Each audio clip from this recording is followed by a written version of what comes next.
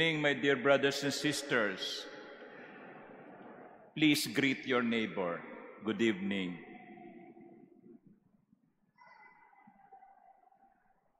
Today is November 3. Liturgically, today is the memorial of Saint Martin de Porres. But since November 3 falls on a Sunday, the memorial cannot be celebrated because Sunday has greater importance than the memorial. But even then, even if we are celebrating the 31st Sunday in ordinary time, we decided to display in front of us on the sanctuary the image of Saint Martin de Porres because that image has something to tell us. There is a story behind that image. Yung pong imaheng yan ay pag-aari ng pamilya Huco. Ito'y dating nakalagay sa isang chapel sa Pasaje de Galban sa may Malate, Manila, malapit sa St. Scholasticus College. Meron chapel doon na itinayo ng isang private family, ang Huco family, katabi ng kanilang bahay. Matagal na po yung chapel na yon, mga 60s pa. Noong May 26, 2024, nagkaroon ng sunog sa kapitbahay noong may-ari. Nadamay ang kanilang bahay, nadamay pati ang chapel. Salamat sa Diyos at naligtas yung matanda, yung may-ari ng bahay kasama ang kanyang anak. Yung matanda, ang tawag nila Ima, ay 101 years old. Bedridden. Fortunately, she was saved from the fire. Fortunately also, some of the images, including the image of Saint Martin de Porres, were saved. And then, one time, I was asked by a friend who is connected with the family if I am interested to have an image of Saint Martin de Porres. Sabi ko, oo naman, no? Dito na yan sa Manila Cathedral. Pagkatapos sabi ko, meron pa ba? So punta kami doon sa sunog, gusto ko makita yung chapel na nasunog. And then, nakita ko yung image ng Sacred Heart na halos ganito kalaki at yung Mater Dolorosa na medyo may kaliitan. Sabi ko, pwede bang yan, pati yan, ibigay nyo na rin sa Manila Cathedral. And they agreed. Nung makita ko po yung mga images, merong tanda ng nainitan, yung nagbababol, yung pintura. So pinaayos ang San Martin de Porres at ang pangako ko sa pamilya, i-display ko yan sa November 3, even if it is a Sunday. You know, my dear brothers and sisters, even before Padre Pio became popular, Saint Martin de Porres was popular too, in the 60s. Also Saint Anthony of Padua. In fact, some of my friends were telling me that they used to go there when they were children.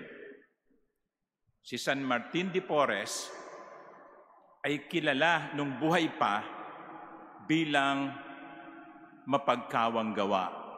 Kaya nga ang tawag sa kanya, Martin the Charitable. That is why in the image that is in front of us, there's a little boy extending his hand as if asking for a bread.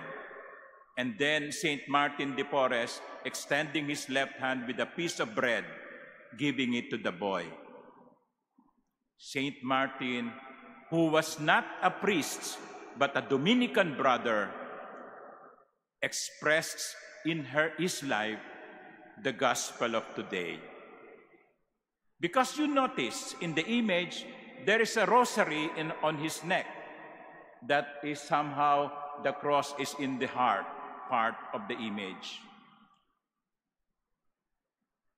Love of God love of neighbor. Saint Martin's image is a concrete exemplification of this gospel of tonight. Pag-ibig sa Diyos at pag-ibig sa kapwa. Sa Ebanghelyo, tinanong si Jesus, which is the first of all the commandments? And He gave the first commandment. You shall love the Lord your God with all your heart, with all your soul, with all your mind, and with all your strength. But Jesus did not stop there. Because the first one is not complete without the second one. And the second one, Jesus said, you shall love your neighbor as yourself.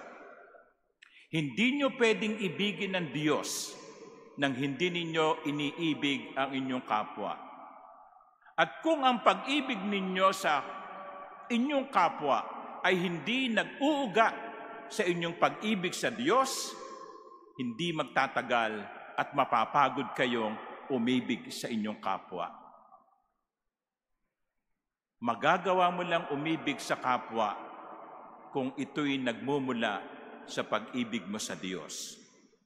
At ang pag-ibig mo sa Diyos ay hindi dapat huminto sa Diyos.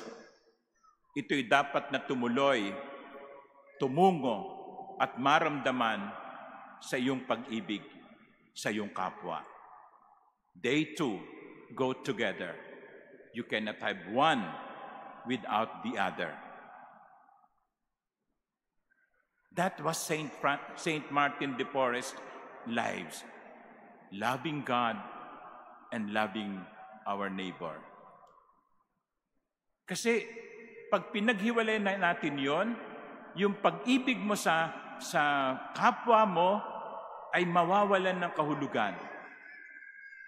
Katunayan, maging yung gagawin natin sa ating kapwa ay bagamat maganda, mapagkawang gawa, pero kung hindi nagmumula sa pag-ibig mo sa Diyos, walang kwenta. For example, nagde-drive kayo, nag-traffic, stop, huminto kayo, and then paghinto, lumalapit ang mga nanlilimos. Minsan, mga naglilinis ng mga windshield. Posibleng merong pulubi na kakatukin ka. Kahit na sinasabi mo, wala. Pero nagpupumilit. Sa kapupumilit niya, maaaring magbigay ka. Bigyan mo ng piso, bigyan mo ng 5 piso para na lamang umalis. Nagbigay ka. Pero hindi yun galing sa pag-ibig. Nagbigay ka sapagkat ayaw mo na siyang makita.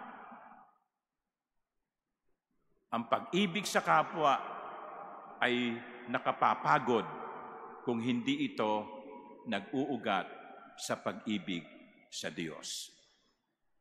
Pero uulitin ko, ang pag-ibig sa Diyos dapat umaagos sa pag-ibig sa kapwa. You know, Saint Martin, even now,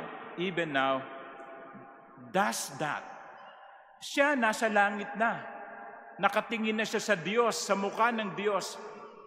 Harap-harapan na niyang nakikita ang Diyos. Pero kahit ngayon, patuloy pa rin niyang inaalagaan at minamahal ang kanyang kapwang lumalapit sa kanya. Sa pamamagitan ng mga milagro na ibinibigay ng Diyos dahil sa kanyang panalangin. You know, in fact, after the Mass, each of you will receive 1 cupcake. Paglabas niyo sa 2 pintuan, bibigyan kayo ng cupcake. Kasi merong isang nakaalam na yung image na ito na dati ay nasa Malate ay ngayon nasa Manila Cathedral.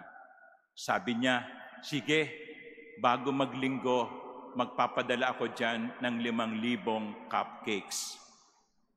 Kaya kanginang umaga pa kami namimigay ng cupcakes. 8:00, 10:00, 6:00. You see, even now. Bakit? Bakit nga pala? Bakit? Kasi yung donor ay pinagaling sa isang mabigat na karamdaman sa pamamagitan ni San Martin. You see, even now, Saint Martin loves God without forgetting his neighbor. Kahit ang kamatayan, hindi mapuputol ang pag-ibig sa Diyos at ang pag-ibig sa kapwa. Kaya, pagkatapos po nitong misang ito, yung image na ililipat doon sa first chapel to the left when you enter the cathedral, St. Joseph's Chapel, para doon madasalan ng mga tao. But I hope that whenever you pray before this image, when you enter the Manila Cathedral, you will be reminded that Saint Martin de Porres is the model of loving God and loving neighbor. Pero hindi pa ako tapos. Sa unang bahagi ng Ebanghelyo, nung tanungin si Jesus, which is the first of all the commandments, Jesus replied, the first is this, hear, O Israel. Open your ears, O Israel. Listen, Israel. Actually, that was the first commandment, if you come to think of it. Ang sabi ni Jesus, makinig ka, Israel. Bago niya sinabi, ano yung mga pinakamahalagang utos. So sa mga katwid, yung pakikinig ay bahagi din ng pagmamahal. Ang tunay na nagmamahal, marunong makinig. Eh yan pa naman ang problema natin ngayon. Dahil sa mga gadgets natin, nawawalan na tayo ng kakayanan na makinig. Tingnan ninyo, minsan kayong mga pamilya, pupunta kayo sa pagkainan, dudulog kayo para kumain. Habang kumakain, nagkukwentuhan ba kayo? Nag-uusap ba kayo?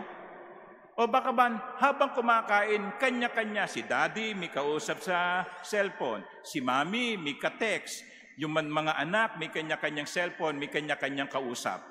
They are sitting on the same table, but they are not talking to each other, they are not listening to each other. Siguro, kailangan na rin o panahon na rin ng bawat pamilya sabihin, pagkakain, walang magdadala ng cellphone. Meron pong mga magbabarkada, pag kumakain sila sa labas, ang kanilang rule ay ito. Ang lahat ng cellphone ilalagay sa gitna ng table. Ang unang sumagot sa cellphone niya, siya ang magbabayad. Maganda siguro yun, ano? Okay, yung unang sumagot sa kanyang cellphone, nag-text, sumagot sa tawag, siya ang taya. But seriously, are we still capable of listening? Baka nga ngayon hindi kayo nakikinig sa akin eh. No? Oo, nakaupo kayo dyan, nakatingin sa akin, pero ang isip nyo ay, saan ba kami kakain pagkatapos ng misa? Di ba? Nako, naisara ko ba yung kotse sa parking? Baka hindi ko nailak ah. You see? Remember, listening is also an act of loving. Ang marunong makinig, tunay na umiibig. Let us ask the intercession of Saint Martin de Porres that we may be able to love God, to love our neighbor, to listen with love. Amen.